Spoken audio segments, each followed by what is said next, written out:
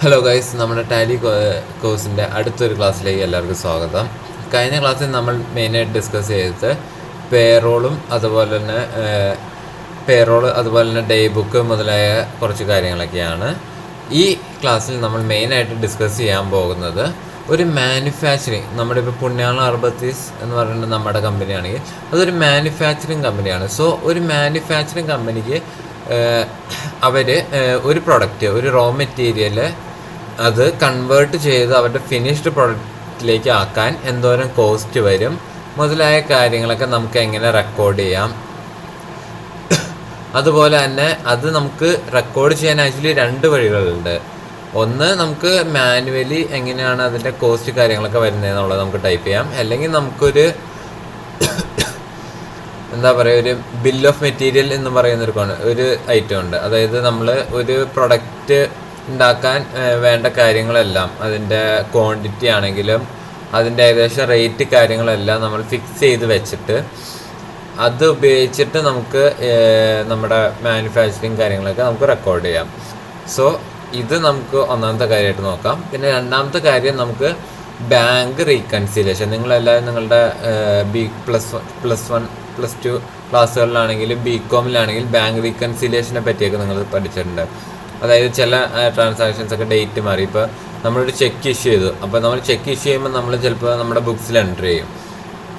പക്ഷേ ബാങ്കിൽ നിന്ന് അത് പേയ്മെൻറ്റ് പോകുമ്പോഴാണ് ബാങ്ക് സ്റ്റേറ്റ്മെൻറ്റിൽ അത് റെക്കോർഡ് ആവുള്ളൂ. അപ്പോൾ ബാങ്ക് സ്റ്റേറ്റ്മെൻറ്റ് നമ്മുടെ ബുക്സായിട്ട് എങ്ങനെ മാച്ച് ചെയ്യാൻ പറ്റും? ഇത് വളരെ ഒരു യൂസ്ഫുൾ ടൂളാണ്. കാരണം എപ്പോഴും നമ്മളൊരു അക്കൗണ്ടൻ്റിന് ഏറ്റവും വലിയ തലവേദന എന്ന് പറയുന്നത് ബാങ്ക് സ്റ്റേറ്റ്മെൻറ്റ് ടാലി ആക്കുക എന്നുള്ളതായിരിക്കും.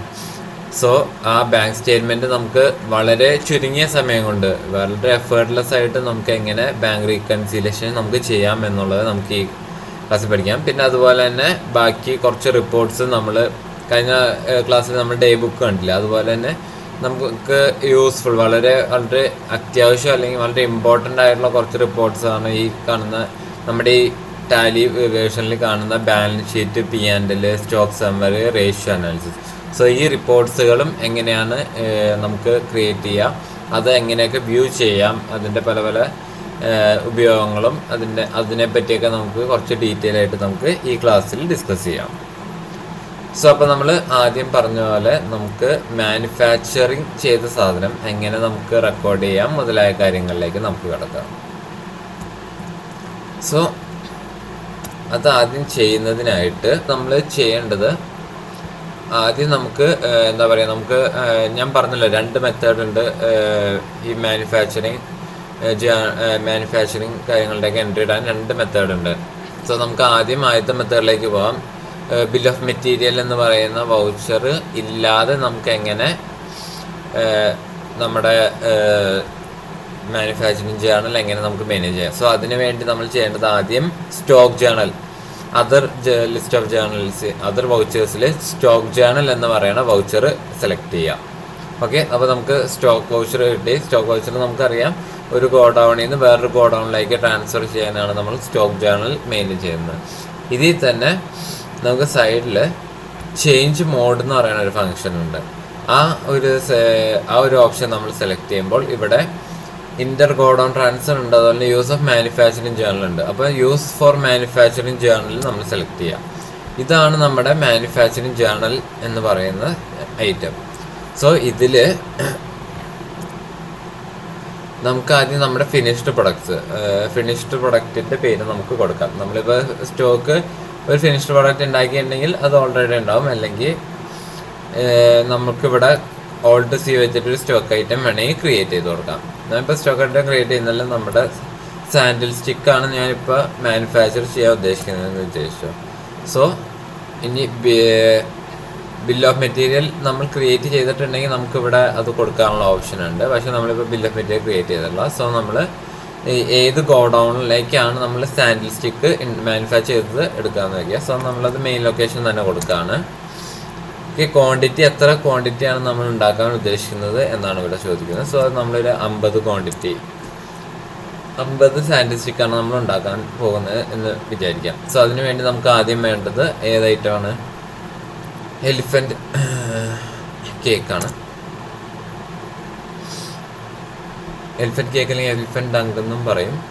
സോ അതിൽ ഗോഡോൺ നമ്മൾ സെലക്ട് ചെയ്യാൻ പോകുന്നത് ഈ ഐറ്റം ഉള്ളത് മെയിൻ ലൊക്കേഷനിലും 39,000 ഏകദേശം ഐറ്റം ഉണ്ട്. സോ ഇതിൽ നമുക്ക് ഈ ഒരു 50 എണ്ണം ഉണ്ടാക്കാൻ ഏകദേശം എത്തോരം ആവശ്യമുണ്ട്. നമുക്കൊരു ഫോർ എക്സാമ്പിൾ പറയാം, 50 എണ്ണം ഉണ്ടാക്കാൻ നമുക്കൊരു 20 കിലോ ആവശ്യമുണ്ട് എന്ന് ജസ്റ്റ് കൺസിഡർ ചെയ്യാം. ഓക്കെ, അപ്പോൾ അതിന് നമ്മൾ വാങ്ങിച്ചത് ഏകദേശം 9.55 പെർ kg ആണ്. സോ അതിന് 191 രൂപയാവുന്നു. ഓക്കെ, ഇനി നമുക്ക് വേറെ എന്തെങ്കിലും ഐറ്റം വേണം. ഓക്കെ, ഞാനിവിടെ ഒരു ഐറ്റം കൂടി, പെർഫ്യൂം.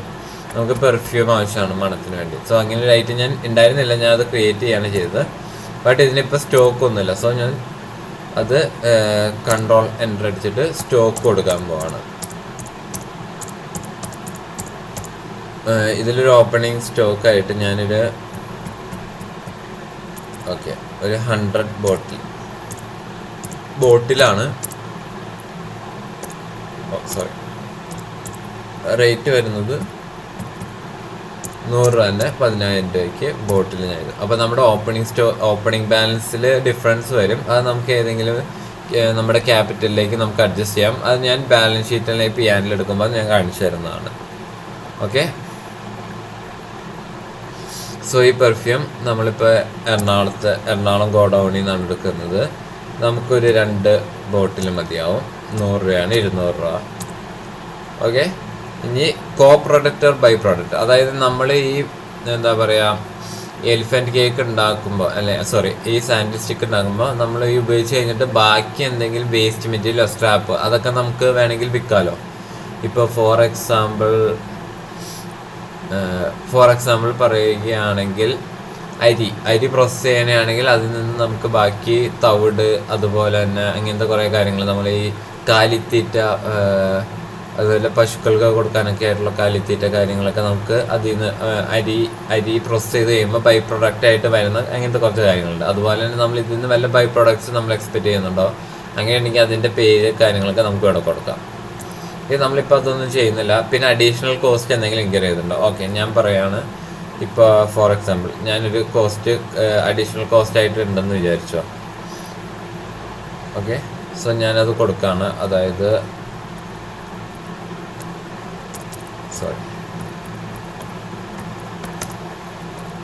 ടെസ്റ്റിംഗ് ചാർജ്, അതായത് ഞാൻ ഉണ്ടാകുന്ന ഇത് നല്ലതാണോ എന്ന് ടെസ്റ്റ് ചെയ്യാനുള്ള ചാർജ്, അത് ഞാൻ ഇപ്പോൾ ഡാറ്റ എക്സ്പെൻസിൻ്റെ കീഴിൽ കൊടുക്കുകയാണ്. ഞാൻ ആക്സെപ്റ്റ് ചെയ്തു. ഏകദേശം ഒരു പെർസെൻറ്റേജ്, എത്ര പെർസെൻറ്റേജാണ് അത് നമ്മുടെ കോസ്റ്റ്. നമുക്കിവിടെ കാണാം കോസ്റ്റ് ഓഫ് ദി കമ്പോണൻറ്റ് 391, അതായത് 191 + 200. അപ്പോൾ അതിൻ്റെ പെർസെൻറ്റേജ് നമുക്കൊരു 10% കൊടുക്കുകയാണെങ്കിൽ ഇവിടെ ഓട്ടോമാറ്റിക്കലി ടോട്ടൽ കോസ്റ്റിന് 39 രൂപ വരും. ഓക്കെ, സോ അപ്പോൾ നമുക്ക് ടോട്ടൽ വന്നിട്ട് കോസ്റ്റ് 430 ആണ്. അതായത് 50 സാൻഡിൽ ഉണ്ടാക്കാനുള്ള സാൻഡിൽ സ്റ്റിക്സ് ഉണ്ടാക്കാനുള്ള നമ്മുടെ കോസ്റ്റ് വന്നത് ഏകദേശം 490 രൂപയാണ്. അപ്പോൾ അതിൽ താഴെ കാണിക്കുന്ന ഏകദേശം എഫക്റ്റീവ് റേറ്റ് 460 അതായത് നമുക്ക് ഒരെണ്ണത്തിന് എഫക്റ്റീവ് റേറ്റ് വരുന്നത് 8.6 അപ്പോൾ നമുക്ക് ഒരു സാൻഡിൽ സ്റ്റിക്ക് മിനിമം 8.6 നമുക്ക് വിൽക്കണം, അല്ലെങ്കിൽ നമുക്കത് നഷ്ടമാണ്. പിന്നെ അല്ലാതെ അഡ്മിനിസ്ട്രേറ്റീവ് നമ്മൾ പ്രോഫിറ്റ് എല്ലാം കഴിയുമ്പോൾ നമുക്ക് ജസ്റ്റ് ഒരു ഗസ്റ്റ് ചെയ്യാൻ ഒരു 15 രൂപയ്ക്കെങ്കിലും വിൽക്കണം. അങ്ങനെ നമുക്ക് എന്താ പറയുക, ഒരു സെല്ലിംഗ് പ്രൈസൊക്കെ ഉപയോഗപ്പെടുത്താനും മറ്റു കാര്യങ്ങൾക്കും അതുപോലെ തന്നെ മാനുഫാക്ചർ ചെയ്യുന്ന കാര്യങ്ങൾ ഇത്ര ഡീറ്റെയിൽ ആയിട്ട് റെക്കോർഡ് ചെയ്യാനും നമുക്ക് ടാലിയിൽ സാധിക്കുന്നുണ്ട്. സോ അതിനു വേണ്ടി ഉപയോഗിക്കുന്ന ഒരു കാര്യമാണ് നമ്മൾ ഈ സ്റ്റോക്ക് ജേർണലിൽ തന്നെ മാനുഫാക്ചർ ഓഫ് മെറ്റീരിയൽസ് എന്ന് പറയുന്നത്. സോ ഇത് നമുക്ക് ആക്സെപ്റ്റ് ചെയ്താൽ നമുക്ക് ആ ഒരു ഉണ്ടാക്കിയതിന് ആ ഒരു അഡീഷണൽ ചാർജ് കാര്യങ്ങളൊക്കെ നമ്മുടെ ട്രയൽ ബാലൻസിൽ നമ്മൾ ബുക്സ് ഓഫ് റെക്കോർഡിൽ റെക്കോർഡായിട്ടുണ്ടാവും 1 ജൂണിൽ. ഓക്കെ, ഇനി നമുക്ക് BOM ബിൽ ഓഫ് മെറ്റീരിയൽ വെച്ചിട്ട് എങ്ങനെയാണ് നമുക്ക് ചെയ്യണേന്ന് നോക്കാം. സോ അതിനായിട്ട് ആദ്യം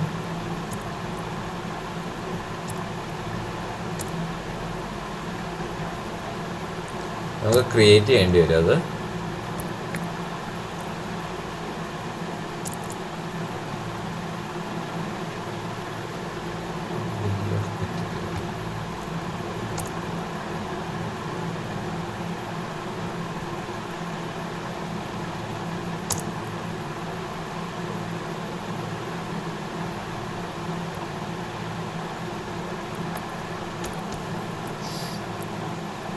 സോ നമുക്ക് ആദ്യം ബിൽ ഓഫ് മെറ്റീരിയൽ നമ്മുടെ സ്റ്റോക്ക് ഐറ്റത്തിലേക്ക് ഇൻക്ലൂഡ് ചെയ്യണം. സോ അതിനുവേണ്ടി നമുക്ക് എന്താ പറയുക, ഒരു ഓൾട്ടറിൽ നമുക്കിവിടെ സ്റ്റോക്ക് ആയിട്ട് സെലക്ട് ചെയ്യാം. അതായത് നമുക്ക് സ്റ്റോക്ക് ആയിട്ട് സെലക്ട് ചെയ്തിട്ട് സാൻഡിൽ സ്റ്റിക്കാന്ന് വിചാരിച്ചു. ഓക്കെ, ഇവിടെ വന്നിട്ട് F12 അടിക്കുക, കോൺഫിഗറേഷൻ, എന്നിട്ട് ഷോ മോർ കോൺഫിഗറേഷൻ കാണിക്കാം. ഓക്കെ, ഇവിടെ നമുക്ക് കണ്ടോ provide okay set component list four bill of material in stock, ഈ ഒരു ഓപ്ഷൻ എസ് ആക്കി കൊടുക്കാം. സോ ഇവിടെ നമുക്ക് ഓൾറെഡി ബിൽ ഓഫ് മെറ്റീരിയൽ നമുക്ക് ഈ സ്റ്റോക്കിന് സെറ്റ് ചെയ്യാൻ പറ്റും. സോ അതിനു വേണ്ടിയാണ് നമ്മളിത് ഇങ്ങനെ സെറ്റ് ചെയ്യുന്നത്. സോ ഇതൊക്കെ എൻ്റർ അടിച്ചു പോവാ.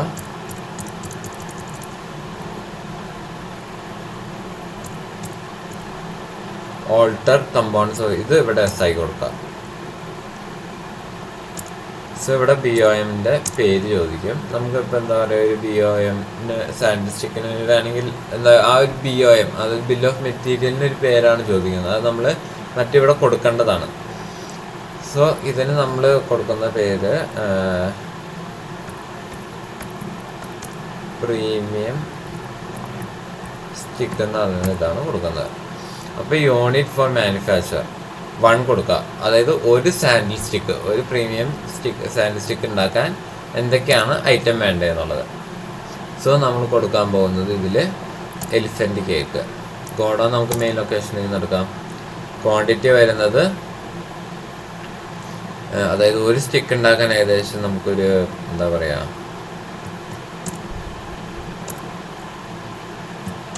1 കിലോ, ജസ്റ്റ് ഒന്ന് ഇമാജിൻ, ഒരെണ്ണമല്ല ഒരു പാക്കറ്റാണെന്ന് വിചാരിച്ചു. ഓക്കെ, നമുക്ക് 1 കിലോ എലിഫൻറ്റ് കേക്ക് വേണമെന്ന് വിചാരിക്കാം. പിന്നെന്താ വേണ്ടത്, വെള്ളം എന്തോരം വേണം, അതൊരു ബോട്ടിൽ വേണമെന്ന് വിചാരിക്കാം. പെർഫ്യൂം എന്ത് വേണം,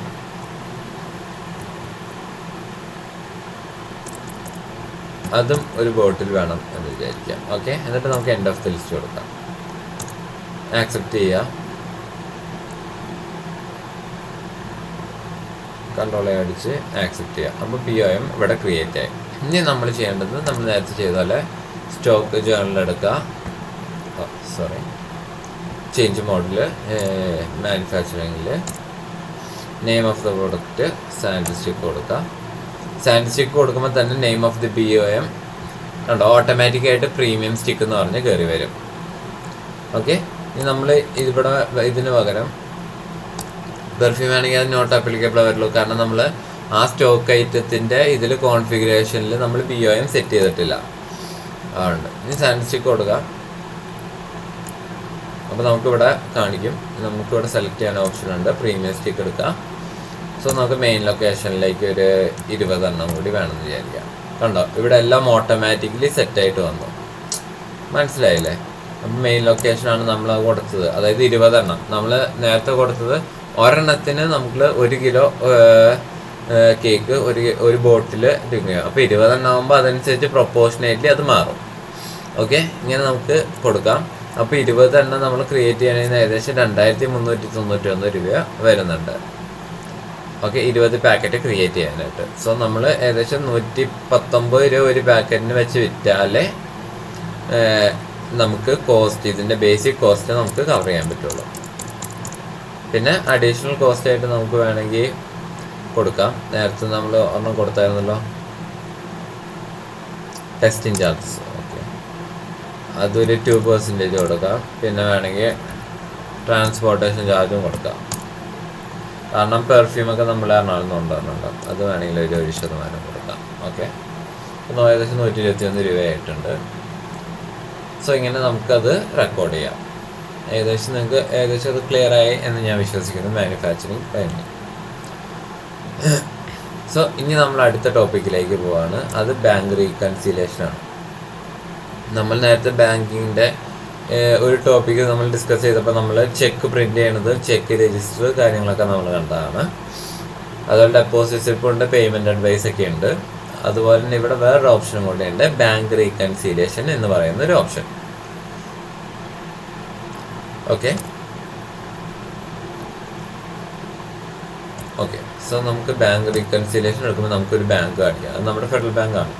നമ്മുടെ ഇപ്പോൾ പുണ്യാളത്തിനായുള്ള ബാങ്ക് എന്ന് പറഞ്ഞാൽ ഫെഡറൽ ബാങ്ക്. നിങ്ങളൊന്ന് ആലോചിച്ച് നോക്കിയാൽ ഇച്ചിരി വലിയൊരു കമ്പനിയാണ്. നിങ്ങൾക്ക് പല പല അക്കൗണ്ട്സ് ഉണ്ട്. ഒരു 5-6 ബാങ്ക് അക്കൗണ്ട്സ് തന്നെ ഉണ്ടെങ്കിൽ നമുക്ക് അതെല്ലാവരും കുത്തിയിരുന്ന് ബാങ്ക് സ്റ്റേറ്റ്മെൻറ്റ് നോക്കി കറക്റ്റ് ചെയ്ത് പോകാമെന്ന് പറയുന്നത് വളരെയേറെ ഡിഫിക്കൽട്ടാണ്. അതുകൊണ്ടാണ് നമ്മളിങ്ങനെ റീകൺസീലിയേഷനെ നമ്മൾ ബന്ധപ്പെടുന്നത്. പക്ഷേ ഇത് എപ്പോഴും എന്താ പറയുക യൂസ്ഫുൾ ആവുമോ അല്ലെങ്കിൽ എപ്പോഴും സക്സസ് ആവുമോ എന്നുള്ളത് ഡൗട്ടാണ്. കാരണം ബാങ്ക് സ്റ്റേറ്റ്മെൻറ്റ് ചില ബാങ്ക് സ്റ്റേറ്റ്മെൻറ്റ് കണ്ടാൽ നമുക്ക് ഇതിൽ ഏതാണ് ഡെബിറ്റ്, ഏതാണ് ക്രെഡിറ്റ്, ഏതാണ് ട്രാൻസാക്ഷൻ എന്ന് പോലും മനസ്സിലാവാത്ത അവസ്ഥയാണ്.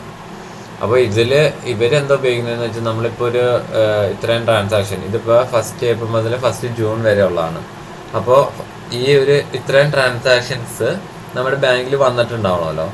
സോ ആ വന്നേക്കുന്ന ട്രാൻസാക്ഷൻസ് എല്ലാം കറക്റ്റാണോ അത് ഒരു ചെക്ക് ചെയ്യുന്നത് ഈ പർട്ടിക്കുലേഴ്സ് വെച്ചിട്ടൊന്നുമല്ല, ഡേറ്റും എമൗണ്ടും വെച്ചിട്ടായിരിക്കും ഇവർ ചെക്ക് ചെയ്യുന്നത്.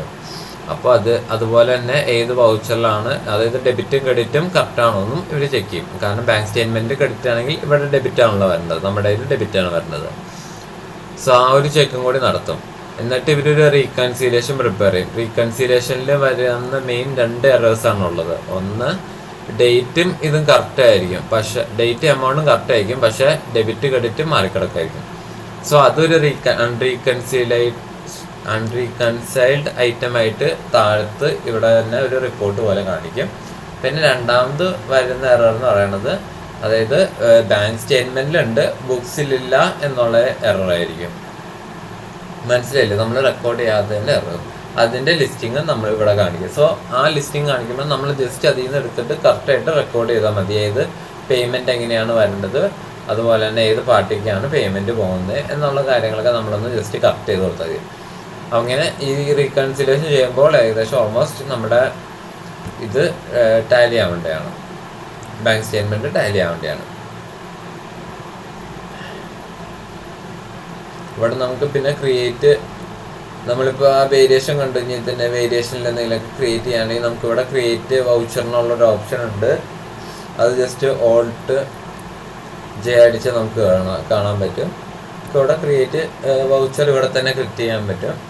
പിന്നെ ബാങ്ക് ഡേറ്റ് ഉണ്ടെങ്കിൽ നമുക്ക് ബാങ്ക് ഡേറ്റ് കൊടുക്കാൻ പറ്റും. പിന്നെ കോൺഫിഗറേഷനിൽ വേണമെങ്കിൽ നരേഷൻ കാണിക്കാം, റിമാർക്സ് കാണിക്കണമെങ്കിൽ അങ്ങനത്തെ കുറച്ച് കാര്യങ്ങളൊക്കെ നമുക്ക് ഇവിടെ ഓപ്ഷൻസ് ഒക്കെ ഇവർ പ്രൊവൈഡ് ചെയ്യുന്നുണ്ട്. പിന്നെ ഇവിടെ നമുക്ക് ഏതാണ് നമുക്ക് ക്രെഡിറ്റ് എൻട്രീസ് മാത്രം മതി, അത് ഡെബിറ്റ് എൻട്രീസ് മാത്രം നോക്കിയാൽ മതി. അത് അങ്ങനെ നമുക്ക് റീകൺസീൽ ചെയ്യാൻ പറ്റും. പിന്നെ ഇവിടെ കണ്ടോ, ഇത് SI കൊടുക്കണം, include all unreconciled transaction till date. എന്നാൽ മാത്രമാണ് അൺറീകൺസീൽ ആയി. ഞാൻ പറഞ്ഞില്ല, അതായത് ഇപ്പോൾ ബുക്സിലുണ്ട് പക്ഷേ സ്റ്റേറ്റ്മെൻറ്റിൽ ഇല്ലാത്ത ഐറ്റംസ് ഒക്കെ അങ്ങനെ അൺറീകൺസീൽഡ് ഐറ്റമായിട്ട് വരും. അതുപോലെ തന്നെ ഡെബിറ്റ് ക്രെഡിറ്റ് ഒക്കെ മാറിയിട്ടുണ്ടെങ്കിൽ അത് അൺറീകൺസീൽഡ് ഐറ്റമായിട്ട് വരും. സോ അതൊക്കെ വരണമെങ്കിൽ ആ നേരത്തെ കണ്ടൊരു ഓപ്ഷൻ SI കൊടുക്കണം. ഓക്കെ, ഇത്രയാണ്. ഇനി നമ്മൾ എങ്ങനെയാണ് ബാങ്ക് സ്റ്റേറ്റ്മെൻറ്റ് ഇതിലേക്ക് കൊണ്ടുവരണേ എന്ന് ഞാൻ കാണിച്ചു തരാം. അതായത് ഇവിടെ ഇമ്പോർട്ട്സിൽ നമുക്കിവിടെ ബാങ്ക് സ്റ്റേറ്റ്മെൻറ്റ് കൊണ്ടുവരാനുള്ളൊരു ഓപ്ഷൻ ഉണ്ട്. wait.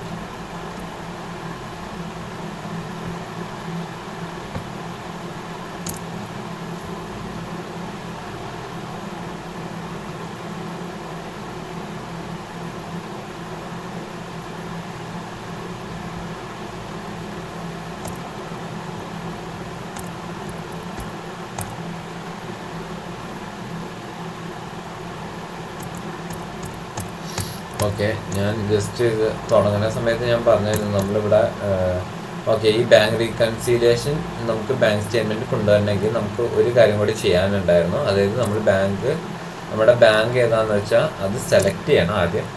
എന്നിട്ട് ഇവിടെ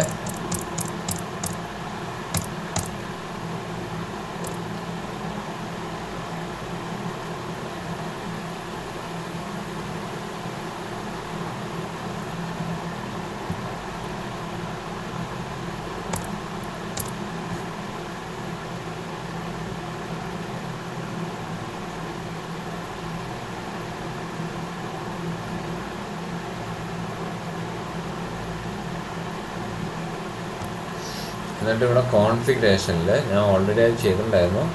ഇവിടെ കോൺഫിഗറേഷനിൽ എസ് ആക്കി കൊടുക്കണം, എന്നാൽ മാത്രമേ നമുക്കത് ചെയ്യാൻ പറ്റുള്ളൂ.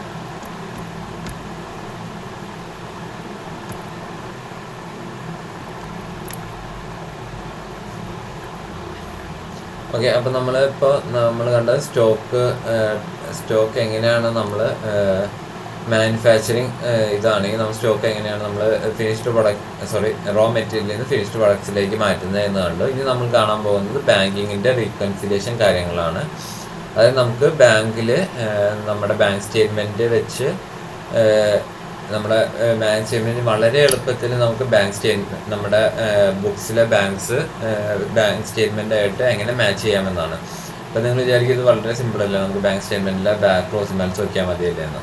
പക്ഷേ ഇത് ഒരു ബാങ്ക് ബാങ്ക് അക്കൗണ്ട് ഉള്ളതെങ്കിൽ വളരെ എളുപ്പമാണ്. പക്ഷേ നമ്മുടെ ഒരു ബിസിനസ്സിന് ഒരു ബാങ്ക് മാത്രമേ പാടുള്ളൂ എന്നൊന്നുമില്ലല്ലോ.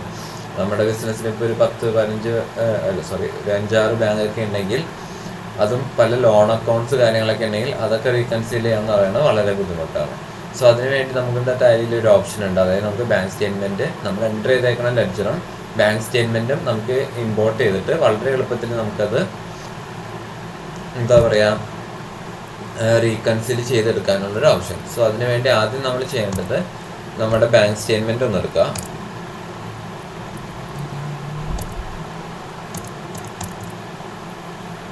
ഇതിൽ കോൺഫിഗറേഷനിൽ നമ്മൾ ആദ്യം ഷോ ഓൾ കോൺഫിഗറേഷൻസ് കൊടുക്കുക. ഇതിൽ നമുക്കിവിടെ ഒരു ഓപ്ഷൻ നമ്മൾ എസ് ആക്കി കൊടുക്കേണ്ടതുണ്ട്.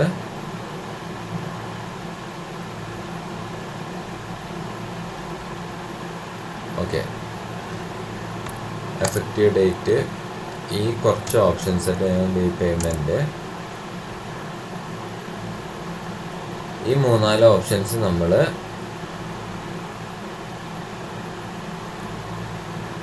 എസ് ആക്കി കൊടുക്കുക. കൺട്രോൾ അടിച്ച് എൻ്റർ ചെയ്യുക.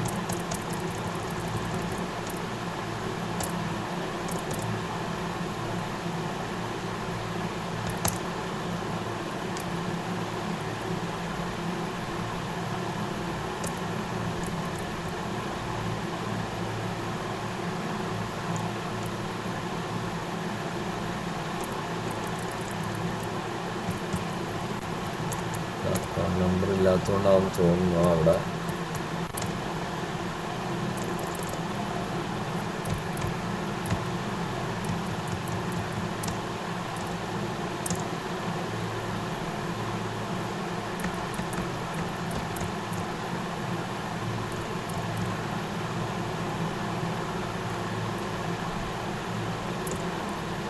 ഓട്ടോ റീകൺസിലിയേഷൻ എന്ന് പറയുന്ന ഒരു ഓപ്ഷൻ അവിടെ നമുക്ക് എസ് ആക്കി കൊടുക്കേണ്ടതായിട്ടുണ്ട്. But due to some reasons അത് ഇതിൽ എന്താ പറയുക, നമുക്ക് എനേബിൾ ചെയ്യാൻ പറ്റുന്നില്ല.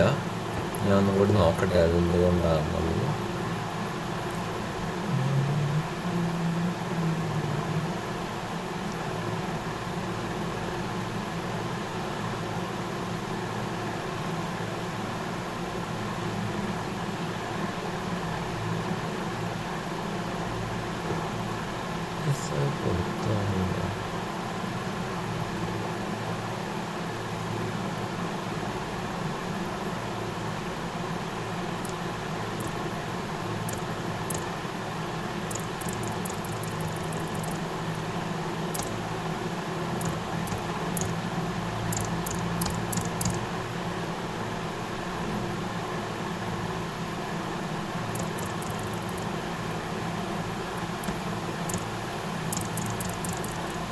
ഓക്കെ, ഫെഡറൽ ബാങ്ക് നെയിം കറക്റ്റായിട്ട് കൊടുക്കാത്തതുകൊണ്ടാണ് ഇവിടെ ഓട്ടോ റീകൺസിലിയേഷൻ വരാതിരുന്നത്. ഇപ്പോൾ മനസ്സിലായി. ഓക്കെ, ഇവിടെ നമ്മൾ എനേബിൾ ഓട്ടോ റീകൺസിലിയേഷൻ എസ് ആയി കൊടുക്കുക. അതുപോലെ തന്നെ സെറ്റ് ഓർഡർ ഓട്ടോ റീകൺസിലിയേഷനും എസ് ആയി കൊടുക്കുക. എന്നിട്ട് നമുക്കിവിടെ അത് എസ് ആയി കൊടുക്കുമ്പോൾ നമുക്ക് ആ ബാങ്ക് സ്റ്റേറ്റ്മെൻറ്റ് നമുക്ക് സെലക്ട് ചെയ്യാനുള്ളൊരു ഓപ്ഷൻ വരും. നമുക്കാണെങ്കിൽ സ്പെസിഫൈ ഫയൽ പാത്ത് കൊടുത്തിട്ട് നമുക്ക് ആ ബാങ്ക് സ്റ്റേറ്റ്മെൻറ്റ് സെലക്ട് ചെയ്യാം. ഇത് പുതിയൊരു ബാങ്ക് സ്റ്റേറ്റ്മെൻറ്റ് സെലക്ട് ചെയ്യാനാണ് ആദ്യത്തെ ഓപ്ഷൻ. ഇനി ഇമ്പോർട്ടഡ് ബാങ്ക് സ്റ്റേറ്റ്മെൻറ്റ്, ഓൾറെഡി നമുക്ക് പുറത്താണ് ബാങ്ക് സ്റ്റേറ്റ്മെൻറ്റ് ഉള്ളതെങ്കിൽ നമുക്കത് ഇമ്പോർട്ട് ചെയ്തെടുക്കാനും ഇവിടെ ഒരു ഓപ്ഷൻ ഉണ്ട്. സോ ഇത് രണ്ടും വേണമെങ്കിൽ കൊടുക്കാം. ഞാൻ ജസ്റ്റ് ഇപ്പോൾ വേറെ പാത്തൊന്നും കൊടുത്തില്ല, ജസ്റ്റ് ആ ടാലി നമ്മുടെ ടാലി എടുത്തുള്ള ആ പാത്ത് തന്നെയാണ് ഞാൻ ഇപ്പോൾ കൊടുത്തേക്കുന്നത്, വേറെ ഒന്നും കൊടുത്തിട്ടില്ല. സോ ഇത് നമുക്ക് എൻ്റർ അടിച്ച് ഇവിടെ ആക്സെപ്റ്റ് ചെയ്യാം. ഇനി ബാക്ക് പോയിട്ട് നമ്മുടെ ബാങ്കിങ്ങിൽ ബാങ്ക് റീകൺസിലിയേഷൻ, അതായത് ഇവിടുത്തെ ബാങ്കിങ് യൂട്ടിലിറ്റി ഓപ്ഷനിൽ ബാങ്ക് റീകൺസിലിയേഷൻ എന്ന ഓപ്ഷനിൽ നമ്മുടെ ബാങ്ക് സെലക്ട് ചെയ്ത് കൊടുക്കാം. ഓക്കെ, ഇനി നമുക്ക് ഇവിടെ ഇമ്പോർട്ട് ചെയ്യുന്ന സമയത്ത് ഇവിടെ ബാങ്ക് സ്റ്റേറ്റ്മെൻറ്റ് എന്ന് പറയുന്ന ഒരു ഓപ്ഷൻ തെളിഞ്ഞു വരും. നമ്മൾ ഓട്ടോ റീകൺസിലിയേഷൻ കൊടുത്തിട്ടില്ലെങ്കിൽ ഈ ബാങ്ക് സ്റ്റേറ്റ്മെൻറ്റ് എന്ന് പറഞ്ഞത് തെളിഞ്ഞു വരില്ല. സോ ഇവിടെ നമുക്ക് ഏതാണ് ബാങ്ക് സ്റ്റേറ്റ്മെൻറ്റ്, അതായത് നമുക്കിവിടെ ഫയൽ പാത്ത് കൊടുത്ത് നമ്മുടെ ബാങ്ക് സ്റ്റേറ്റ്മെൻറ്റ് എവിടെയാണ് ഡൗൺലോഡ് ചെയ്തേക്കുന്നത് ആ ബാങ്ക് സ്റ്റേറ്റ്മെൻറ്റ് പറ്റുമെങ്കിൽ നമുക്കിവിടെ നമുക്ക് ആ ബാങ്ക് സ്റ്റേറ്റ്മെൻറ്റ് കട്ടായിപ്പോയി. സോ ഇവിടെ വേണമെങ്കിൽ നമുക്ക് ഫയൽ പാത്ത് കൊടുത്തിട്ട് നമുക്ക് ആ ബാങ്ക് സ്റ്റേറ്റ്മെൻറ്റ് എവിടെയാണെന്ന് വെച്ചാൽ നമുക്കത് എടുക്കാം. ഇപ്പോൾ ഞാൻ ഇത് ഫയൽ പാത്ത് കൊടുത്തിട്ട് നമുക്ക് എക്സൽ ആയിട്ട് എടുക്കാൻ കഴിയും. അതായത് നമ്മൾ ഡൗൺലോഡ് ചെയ്ത് വെച്ചേക്കുന്ന ആ ഒരു ബാങ്ക് സ്റ്റേറ്റ്മെൻറ്റ് PDF ആണെങ്കിൽ PDF, അല്ലെങ്കിൽ എക്സൽ ആണെങ്കിൽ എക്സൽ. സപ്പോർട്ടഡ് ആണ് PDF എന്നുള്ള ഓപ്ഷൻ. എക്സൽ ആണെങ്കിൽ നമുക്ക് എക്സൽ കൊടുത്തിട്ട് ഏതാണ് എക്സൽ എന്നുള്ളത് നമുക്ക് സെലക്ട് ചെയ്തിട്ട് അത് നമുക്ക് ആ ബാങ്ക് സ്റ്റേറ്റ്മെൻറ്റിലേക്ക് ഇമ്പോർട്ട് ചെയ്യാം. സോ അങ്ങനെ ഇമ്പോർട്ട് ചെയ്ത് കഴിയുമ്പോൾ ഓട്ടോമാറ്റിക്കലി നമ്മുടെ ബുക്സും ആ ബാങ്ക് സ്റ്റേറ്റ്മെൻറ്റായിട്ട് റീകൺസിലിയേഷൻ നടന്നിട്ട് 3 ഔട്ട്കംസ് വരും. ഒന്ന്, നമ്മുടെ ബുക്സിലുണ്ട് ബാങ്കിലുള്ള ഐറ്റംസ് എല്ലാം നമ്മൾ റീകൺസീൽഡ് എന്ന് പറഞ്ഞിട്ട് ബാങ്ക് ഡേറ്റ് ഇവിടെ കറക്റ്റായിട്ട് വരും. ഓക്കെ, അതായത് ഇത് നമ്മുടെ ഇൻസ്ട്രുമെൻ്റ് നമ്മൾ റെക്കോർഡ് ചെയ്തേക്കുന്ന ഡേറ്റ് അല്ലെങ്കിൽ ആ ചെക്കിലെ ഡേറ്റ് ആയിരിക്കും ഇത്. അപ്പോൾ ബാങ്കിലെ ഡേറ്റ് ഇതായിട്ട് മാച്ച് ആവാൻ നോക്കും. എന്നിട്ട് മാച്ച് ആവുകയാണെങ്കിൽ അത് വെച്ചിട്ട് റീകൺസീൽ ചെയ്ത് ഇവിടെ ബാങ്ക് ഡേറ്റ് എൻ്റർ ചെയ്ത് വരും. ഇതല്ലാതെ രണ്ടാമത്തെ ഔട്ട്കം എന്ന് പറഞ്ഞാൽ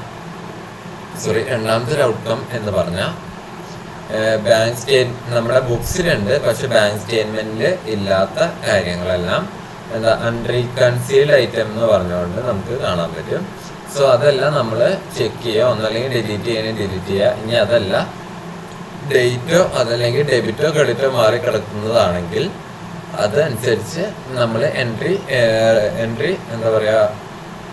ഓൾട്ടർ ചെയ്ത് കൊടുക്കാം. ഇനി അതല്ലാതെ മൂന്നാമത്തെ ഒരു ഔട്ട്കം എന്ന് പറയുന്നത് ഇവിടെ അൺറീകൺസീൽഡ് ഐറ്റംസ് എന്ന് പറഞ്ഞുകൊണ്ട് ഒരു ലിസ്റ്റ് വരും. അതിലെന്താണ് പറയുന്നതെന്ന് വെച്ചാൽ നമ്മുടെ ബുക്സിലുണ്ട് പക്ഷേ നമ്മുടെ ബാങ്ക് സ്റ്റേറ്റ്മെന്റിലുണ്ട് പക്ഷെ ബുക്സിലില്ലാത്ത കുറെ ലിസ്റ്റ് ഓഫ് ഐറ്റംസ് ആണ്. സോ ഇതൊക്കെ നമ്മൾ റെക്കോർഡ് ചെയ്യേണ്ടി വരും. ഓക്കെ, അപ്പോൾ ഇങ്ങനെ ഒരു റീകൺസിലിയേഷൻ വളരെ എഫക്റ്റീവായിട്ട് നമുക്ക് നമ്മുടെ ടാലിയിൽ നമുക്ക് കാണിക്കാൻ പറ്റും.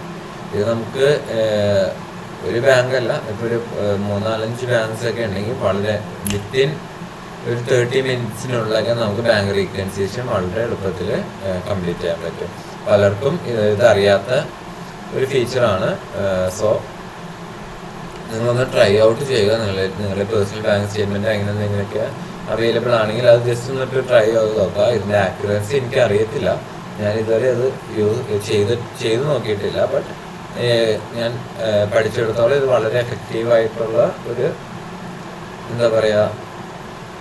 ഒരു ഫീച്ചറാണ് ടാലിയുടെ.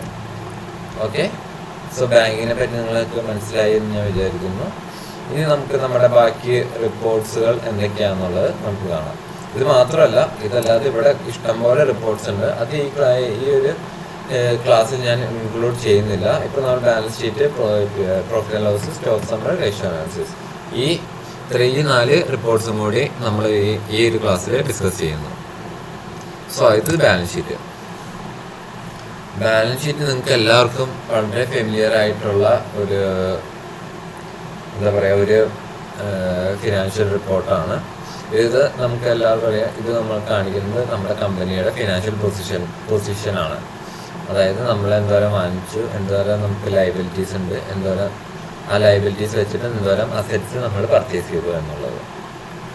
ഓക്കെ, ഇത് ഇപ്പോൾ നോർമലി ഒരു T സൈസ് ബാലൻസ് ഷീറ്റാണ്.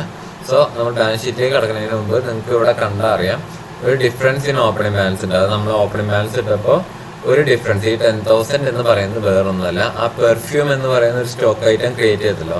സോ അതിന് ഞാനൊരു ഓപ്പണിംഗ് ബാലൻസ് ഇട്ടിട്ടുണ്ടായിരുന്നു. ആ ഒരു 10,000 ആണ് ഈ ഓപ്പണിംഗ് ഡിഫറൻസ് ആയിട്ട് വന്നേക്കുന്നത്.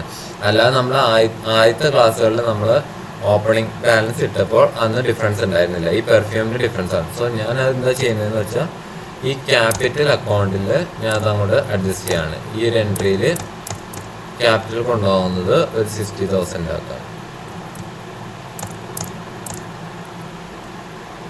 സോ അങ്ങനെ വരുമ്പോൾ ഡിഫറൻസ് മാറിയില്ല. ഓക്കെ സോറി ഈ എൻട്രിയിലല്ല മാറ്റേണ്ടത്. സോറി, ഓപ്പണിംഗ് ഡിഫറൻസ് ആണല്ലോ. Sorry I am very sorry.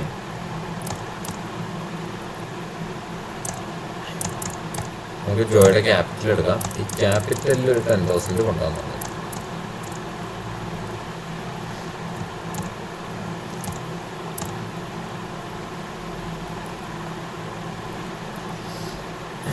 ഇപ്പോൾ ബാലൻസ് ഷീറ്റ് എടുക്കുമ്പോൾ നിങ്ങൾക്ക് കാണാം ആ ഓപ്പണിംഗ് ഡിഫറൻസ് പോയിട്ടുണ്ട്. ഓക്കെ, സോ ഇതാണ് നമ്മുടെ എന്താ പറയുക ഒരു ബാലൻസ് ഷീറ്റിൻ്റെ ഒരു ബ്രീഫ് ഫോം. ഇത് നമുക്ക് എക്സ്പാൻഡ് ചെയ്യണമെന്ന് വെച്ചാൽ വളരെ സിമ്പിളാണ്. Alt F1 അടിച്ചാൽ നിങ്ങൾക്ക് ഇതിൻ്റെ താഴെയുള്ള സബ് ഗ്രൂപ്പ്സ് ഈ ബോൾഡ് ലെറ്റേഴ്സിൽ കാണുന്നതായിരിക്കും നിങ്ങൾ ഗ്രൂപ്പ്സ്. നമ്മൾ ലെഡ്ജർ ക്രിയേറ്റ് ചെയ്യുമ്പോൾ നമ്മളൊരു സാധനം അണ്ടർ കൊടുക്കൂലേ, അതായത് ഇപ്പോൾ ഒരു സാലറി ആണെങ്കിൽ അത് അണ്ടർ ഇൻഡയറക്റ്റ് എക്സ്പെൻസ് കുറച്ച് ഓൾറെഡി ക്രിയേറ്റ് ആയിരിക്കുന്ന ഗ്രൂപ്പുകൾ. സോ ആ ഗ്രൂപ്പുകളായിരിക്കും ഈ ബോൾഡ് ലെറ്റേഴ്സിൽ കാണുന്നത്. അത് നിങ്ങൾ ഏത് റിപ്പോർട്ട് എടുത്താലും നിങ്ങൾക്കത് കാണാൻ പറ്റും. ബോൾഡ് ലെറ്റേഴ്സിലുള്ളത് ആ ഗ്രൂപ്പുകളായിരിക്കും. ആ ഗ്രൂപ്പിൻ്റെ താഴെ ആയിരിക്കും നിങ്ങൾക്ക് ലെഡ്ജേഴ്സ് കാര്യങ്ങൾ വരുന്നത്. സോ അതാണ് ഞാൻ പറഞ്ഞത്, ഗ്രൂപ്പുകൾ കൊടുക്കുമ്പോൾ വളരെ കറക്റ്റായിട്ടുള്ള രീതിയിൽ ഗ്രൂപ്പിംഗ് ചെയ്യുക. അത് കറക്റ്റായിട്ട് നിങ്ങൾ ഫോളോ ചെയ്യാനും നോക്കുക. ഓക്കെ, പലരും ഞങ്ങളിപ്പോൾ കുറേ ഓഡിറ്റ് കാര്യങ്ങളൊക്കെ ചെയ്യുമ്പോൾ കാണാറുണ്ട്, അതായത് ഗ്രൂപ്പുകൾ വളരെയേറെ തെറ്റി കിടക്കുന്നത്. അതായത് ഇപ്പോൾ ഫോർ എക്സാമ്പിൾ പറയുകയാണെങ്കിൽ ചില സൺഡേ ക്രെഡിറ്റേഴ്സൊക്കെ സൺഡേ ഡെപ്റ്റേഴ്സിൽ വന്ന് കിടക്കാറുണ്ട്. അതുപോലെ ചില സൺഡേ ഡെപ്റ്റേഴ്സ് ക്രെഡിറ്റേഴ്സിൽ വന്ന് കിടക്കാറുണ്ട്. അതുപോലെ തന്നെ TDS പേബിളൊക്കെ ചിലത് അസറ്റായിട്ടൊക്കെ മാറ്റി റെക്കോർഡ് ചെയ്യാറുണ്ട്. ചിലത് എന്തിനു പറയുന്നത് ഓപ്പണിംഗ് ബാലൻസ് പോലും പലരും കറക്റ്റ് ചെയ്യാറില്ല. പല അക്കൗണ്ടൻസിനും ഇന്ന് ഓപ്പണിംഗ് ബാലൻസ് പോലും കറക്റ്റ് ചെയ്യാൻ ടാലിയിൽ അറിയാത്തവരാണ്. സോ ഇതൊക്കെ നിങ്ങൾ പഠിക്കുക. അപ്പോൾ നിങ്ങൾക്ക് എന്തായാലും എന്താ പറയുക, നിങ്ങൾക്ക് നിങ്ങളുടെ ഓഫീസ് സ്പേസിലാണെങ്കിലും അതല്ലെങ്കിൽ നിങ്ങളിപ്പോൾ എവിടെയെങ്കിലും ജോലിക്ക് ഇൻ്റർവ്യൂവിന് ചെല്ലുമ്പോഴാണെങ്കിലും നിങ്ങൾക്ക് നന്നായിട്ട് ഷൈൻ ചെയ്യാൻ പറ്റും. സോ നമുക്കിത് ജസ്റ്റ് ആയിട്ടൊന്ന് ബ്രീഫായിട്ട് പോകാം. അതായത് ക്യാപിറ്റലിൻ്റെ ഇടയിൽ വരുന്നത് ഡ്രോയിങ്സ് ക്യാപിറ്റൽ. ഞാൻ പറഞ്ഞല്ലോ, ഒന്നല്ലെങ്കിൽ നമുക്ക് ക്യാപിറ്റൽ അഡ്ജസ്റ്റ് ചെയ്ത് കാണിക്കുക, അല്ലെങ്കിൽ ഡ്രോയിങ്സ് ആയിട്ട് സെപ്പറേറ്റ് കാണിക്കുക. അപ്പോൾ ഡ്രോയിങ്സിന് ഇവിടെ ഡെബിറ്റ് ബാലൻസ് ആണ് നമ്മൾ എൻട്രി ഇട്ട പോട്ട്. അതുകൊണ്ടാണ് നെഗറ്റീവായിട്ട് വന്നിട്ട് നെറ്റ് എഫക്റ്റ് 20 to 35 ക്യാപിറ്റൽ അക്കൗണ്ടിൻ്റെ ബാലൻസ് വന്നേക്കുന്നത്. ഈ ലോൺ രണ്ടെണ്ണം ഉണ്ടായിരുന്നു, സെക്യൂർ ലോണും അൺസെക്യൂർ ലോണും.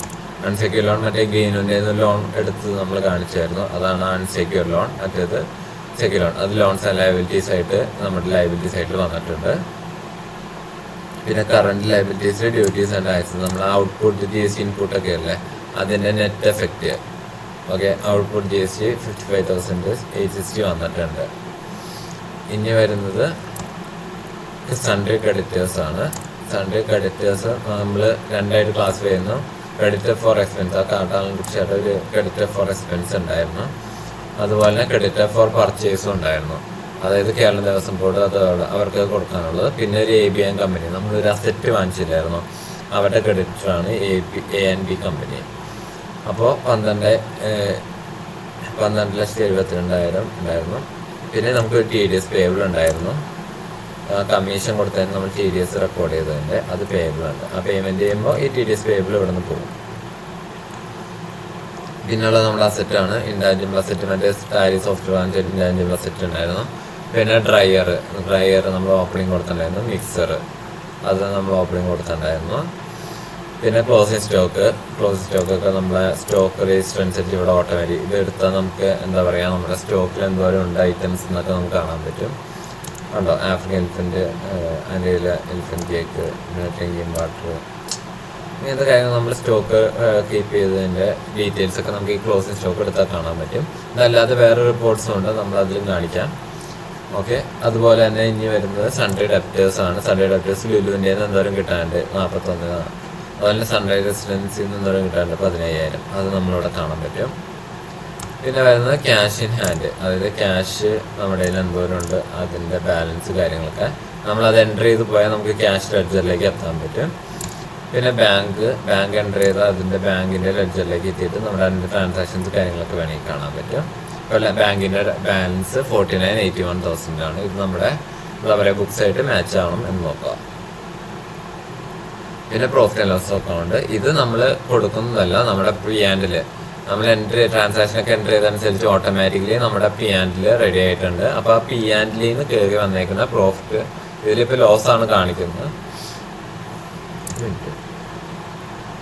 ഓക്കെ, ഇതിലിപ്പോൾ ലോസ് ആണ് കാണിക്കുന്നത് 13,076 രൂപ ലോസ് ആണ് കാണിക്കുന്നത്. ഇത് വന്നേക്കുന്നത് ഇപ്പോൾ ഇതെടുത്തതാണ് നമുക്ക് P&L അക്കൗണ്ടിലേക്കാണ് പോകുന്നത്. ആ P&L നിന്ന് വന്നേക്കുന്നതാണ്.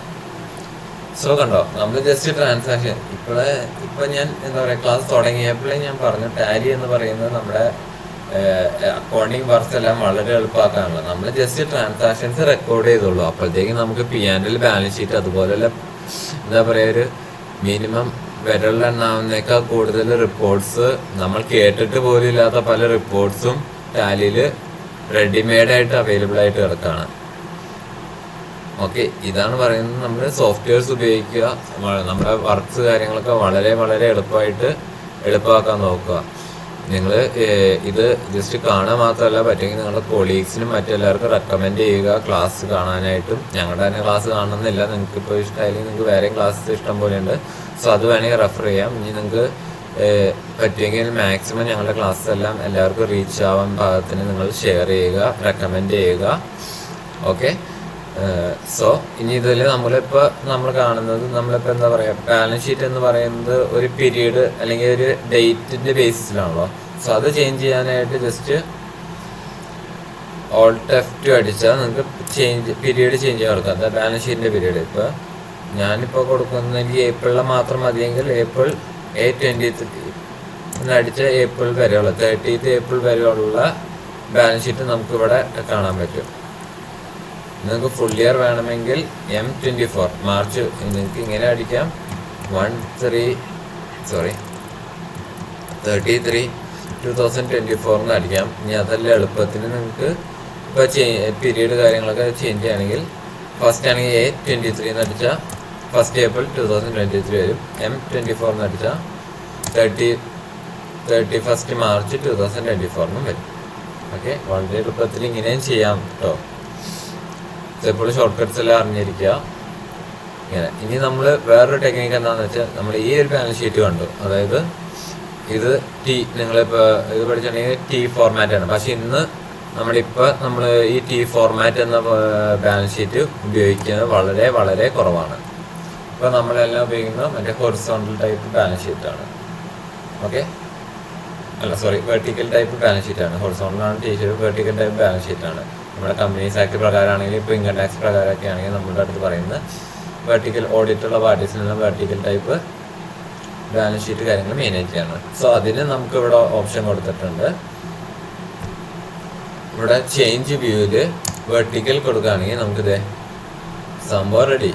വെർട്ടിക്കൽ ബാലൻസ് ഷീറ്റ് ഇത് റെഡി ആയിട്ടുണ്ട്. വിത്തിൻ എന്താ വൺ ക്ലിക്കിനുള്ളിൽ നമുക്ക് ഹൊറിസോണ്ടൽ വേണോ വെർട്ടിക്കൽ വേണോ എന്ന് ഇവിടെ ഡിസൈഡ് ചെയ്യാം.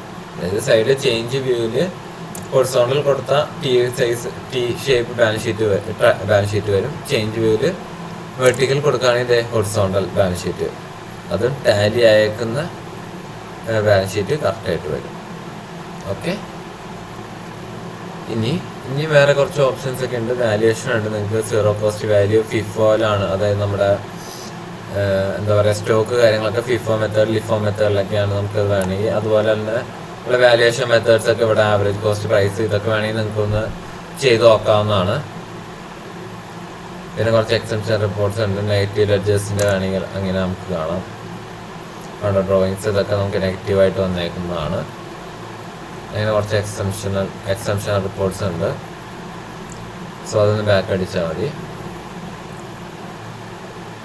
പിന്നെ ഫിൽറ്റേഴ്സ് കൊടുക്കുകയാണെങ്കിൽ നിങ്ങൾക്ക് ഏതാണ് ലുക്ക് ഔട്ട് ചെയ്യേണ്ടത് അത് മിക്ക റിപ്പോർട്ട്സിൽ ഇതിനൊരു ഓപ്ഷൻ ഉണ്ട് കേട്ടോ. ഇപ്പോൾ കറണ്ട് എന്ന് കൊടുക്കുകയാണെങ്കിൽ ഫിൽറ്റർ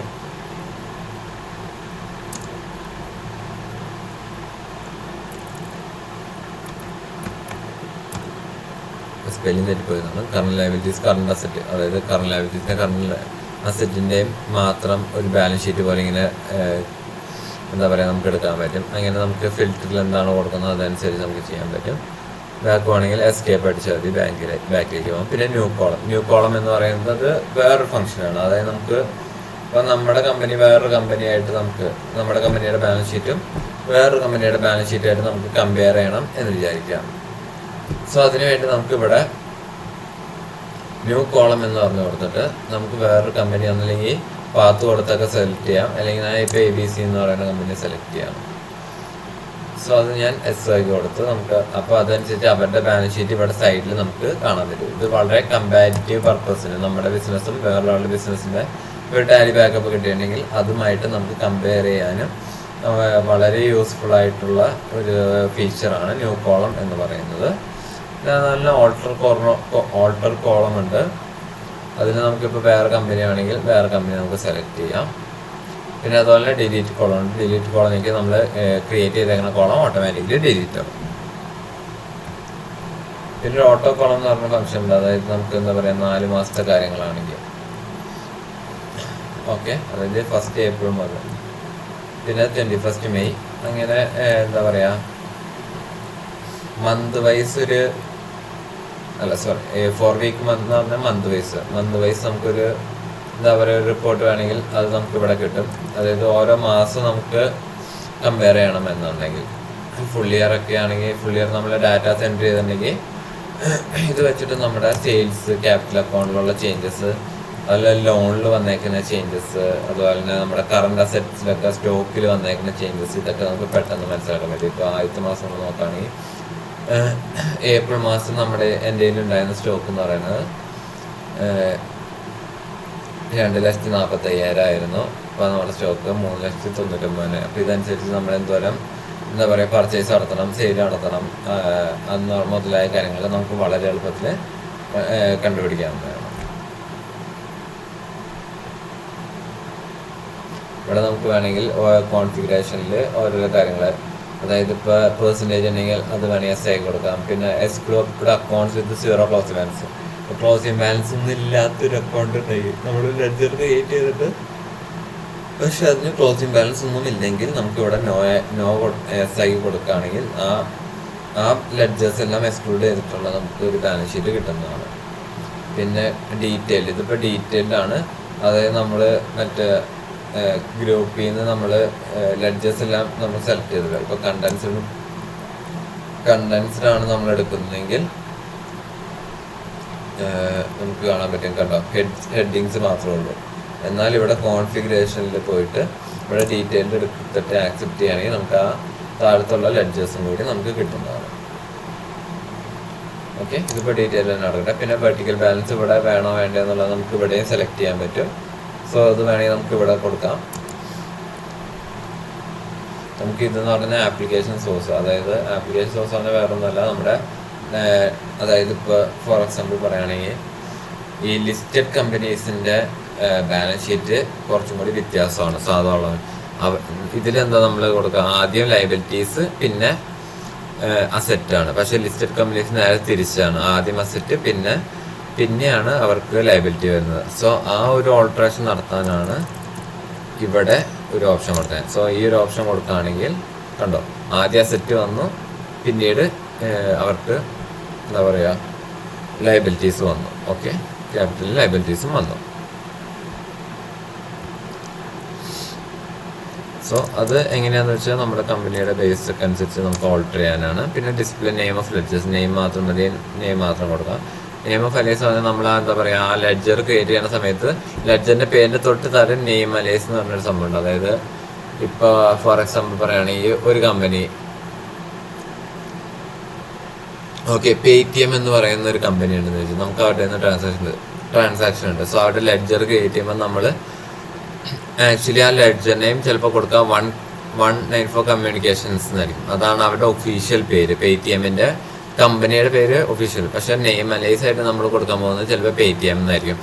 സോ അപ്പോൾ ആ Paytm ആണ് നമുക്ക് വേണമെങ്കിൽ ഡിസ്പ്ലേ നെയിമിൽ നമുക്ക് നെയിം അലൈൻസ് കൊടുക്കാം. അപ്പോൾ നമ്മൾ ഇവിടെ കൊടുത്തേക്കണ ഈ എന്താ പറയുക നമ്മുടെ ലെഡ്ജറിൻ്റെ പേര് മാറിയിട്ട് നെയിം അലൈൻസ്, ലെഡ്ജറിൻ്റെ നെയിം അലൈൻസ് എന്ന് പറയുന്ന ആ ഒരു പേര്, അതായത് Paytm അല്ലെങ്കിൽ ആ Paytm എന്ന് പറയുന്ന പേര് കയറി വരും. ഓക്കെ, സോ ഇതൊക്കെയാണ് ബാലൻസ് ഷീറ്റ് എന്ന് പറയുന്ന റിപ്പോർട്ടിനെ പറ്റി. നമുക്ക് ഇനി പ്രോഫിറ്റ് ആൻഡ് ലോസിലേക്ക് കടക്കാം.